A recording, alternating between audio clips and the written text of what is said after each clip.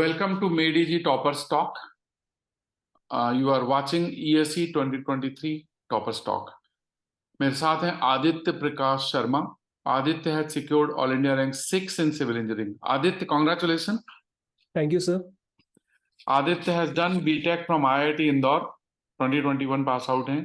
He belonged to Jaipur. His father is a lawyer in Rajasthan High Court and mother is vice principal in the government school. Aditya has secured All India rank 76 in GATE 2023 also. So Aditya, you are a very bright candidate क्योंकि आपका GATE में भी rank बहुत अच्छा है, ES में rank 6 है, IIT के पास आउट है, तो आपको तो इस एग्जाम को केक वॉक लगा होगा. सर ऐसा नहीं है, मतलब शुरू में ऐसा लगता था कि नहीं, काफी कंपटीशन है, कैसा होगा.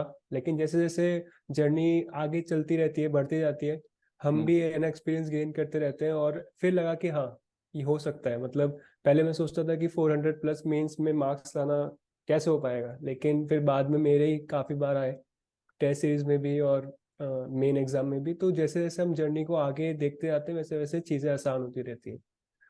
स्टेप बाय स्टेप, जैसे कोहरा होता है ना कि आगे 100 मीटर बढ़ो तो और आगे 100 मीटर का दिखाई देने लगता है. जी सर. वैसे ही है, स्टेप बाय स्टेप जब चलते हैं तो नए अचीवमेंट्स आते जाते हैं. कॉलेज के टाइम से ही आपने अपनी पढ़ाई स्टार्ट कर दी थी?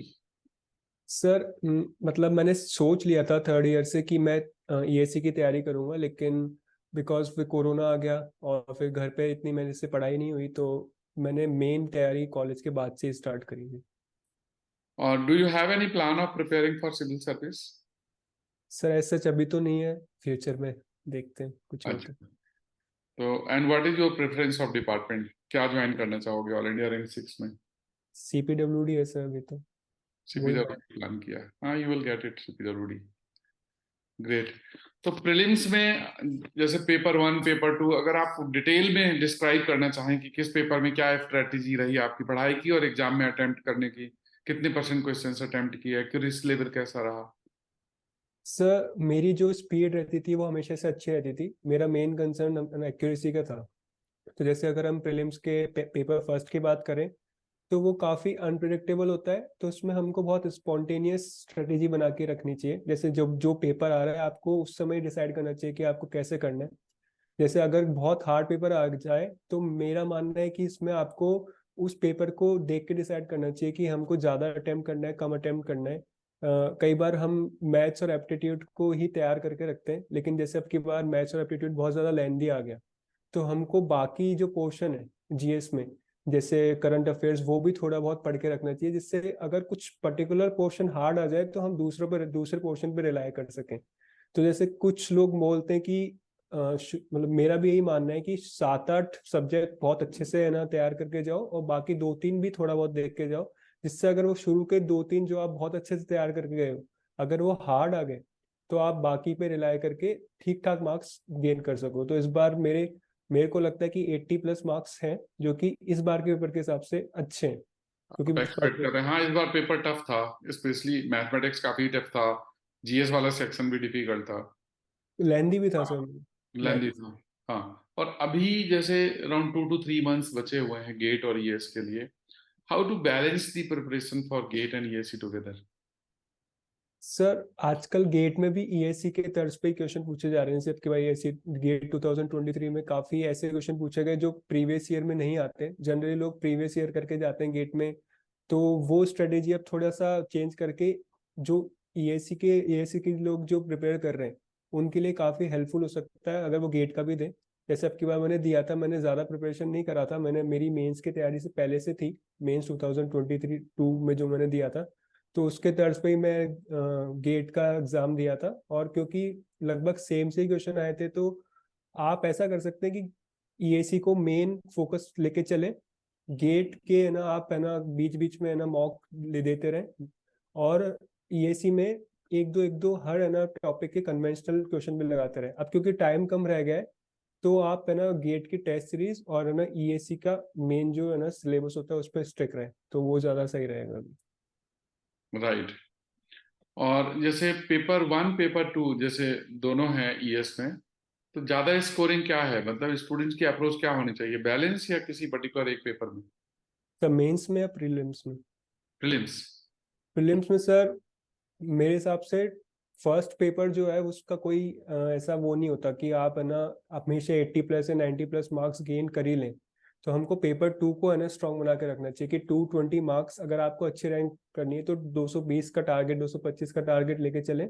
अगर आपके है ना 80 से थोड़े से कम भी है फर्स्ट पेपर में तो आपके 290 के करीब मार्क्स आ जाएंगे और जो कि सफिशिएंट इनफ है।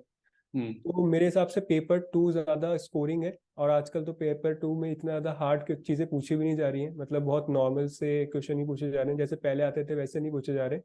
पेपर 1 काफी हार्ड कर दिया गया है तो पेपर 2 पे पूरा स्टिक रहें, जो भी आपके नोट्स वगैरह है उसको ढंग से तैयार करके रहें और उसमें ज्यादा से ज्यादा मार्क्स गेन करने की कोशिश करें।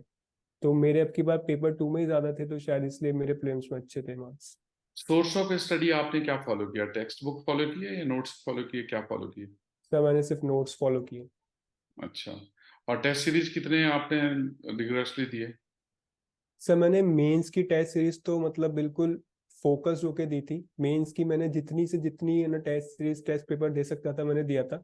प्रीलिम्स में मेरे हिसाब से अगर आप नोट्स कर जाए और आप पीवाईक्यू कर जाए फिर मेरे पास ज़्यादा टाइम नहीं बचा था क्योंकि मेरा रिजल्ट आ गया था 23 दिसंबर को, तो मेरे पास 50-55 दिन ही बचे थे। तो इसलिए मैं टेस्ट सीरीज पे ज़्यादा फोकस नहीं कर पाया, लेकिन मैं पूरे नोट्स को ढंग से करके गया था और पीवाईक्यू ढंग से करके गया था, जो कि नॉलेज ठीक ठाक हो गई थी। तो मैंने फिर उसको है ना एग्जाम में ढंग से करके फिर 300+ के करीब स्कोर होगा अब की बार मेरा, तो वो हो गया था। मेंस की टेस्ट सीरीज बहुत इंपॉर्टेंट है, उसको तो किसी हालत में नहीं छोड़ना चाहिए क्योंकि उससे आपकी एक्यूरेसी प्लस स्पीड दोनों का एक बैलेंस आप है ना बना के रख सकते हैं, आपको बैलेंस पता लगेगा और वो जितनी ज्यादा पेपर देंगे उतना ज्यादा अच्छा हो जाएगा वो बैलेंस। तो अच्छा, वेरी गुड। और टेस्ट सीरीज आपने ऑनलाइन लिखा या ऑफलाइन लिखा? सर मैंने सारे ऑनलाइन लिखे थे। ऑफ देना तो ऑफलाइन चाहता था लेकिन ड्यू टू सम सर्कमस्टांसेस मैं दे नहीं पाया हाँ, था। आप बाहर थे, दिल्ली में नहीं थे ना, राइट? जी सर। जी सर। और if we talk about the interview stage, आपका तो ये सेकंड इंटरव्यू था, तो दोनों इंटरव्यू को कैसे कंपेयर करते हैं? सर फर्स्ट इंटरव्यू में ऐसा होता है कि आप शुरू से ही चीज़ें पढ़ते हैं, शुरू से आपको एक्सपीरियंस मिलता है, तो उसमें आपको इतना ज़्यादा एक एक्सपीरियंस नहीं होता कि आपके सामने क्या क्या चुनौती आने वाली है। तो जब मैं मेन इंटरव्यू में गया था तो उस समय एक तो पैनल का थोड़ा डिफरेंस हो गया था और ना मुझसे ज़्यादा टेक्निकलिटी में वो गए नहीं, बिकॉज शायद मैं बिल्कुल फ्रेशर था और ज़्यादा मेरे को एक्सपीरियंस नहीं था, शायद ये रीज़न हो सकता है। जब सेकंड इंटरव्यू हुआ तो मुझसे काफ़ी चीज़ें पूछी गई, टेक्निकल भी काफ़ी डीप में गए, और वो जो मेरे डेफ में जो इंटरेस्ट वगैरह थे, जैसे क्रिकेट था मेरा इंटरेस्ट, तो उसमें भी काफ़ी वो टेक्निकल चीज़ों में घुसे कि क्रिकेट से रिलेटेड। तो फर्स्ट और सेकंड इंटरव्यू मेरा बिल्कुल ही अपोजिट टाइप का गया। तो मेरे को लगता है कि पहला पहला हॉबी इंटरव्यू। काफी डेप्थ में पूछी आपसे। हाँ सर, मेरा मैं जब आप भी जैसे बता रहे हैं क्रिकेट में भी टेक्निकल पूछा, तो क्रिकेट का क्या टेक्निकल पूछा? कोई कॉन्सेप्ट्स? सर क्रिकेट का जैसे मेरे से पूछा कि पहले तो हार्ड रोलिंग सॉफ्ट रोलिंग क्या होती है, तो उससे रिलेटेड कुछ है ना सॉइल के बारे में पूछा। अगर आपको है ना बाउंसी पिच चाहिए तो किस टाइप, क्या है ना सिल्ट और क्ले का है ना वो होना चाहिए, डिस्ट्रीब्यूशन होना चाहिए। अगर आपको स्पिनिंग ट्रैक चाहिए तो क्या है ना थोड़ा डिस्ट्रीब्यूशन होना चाहिए।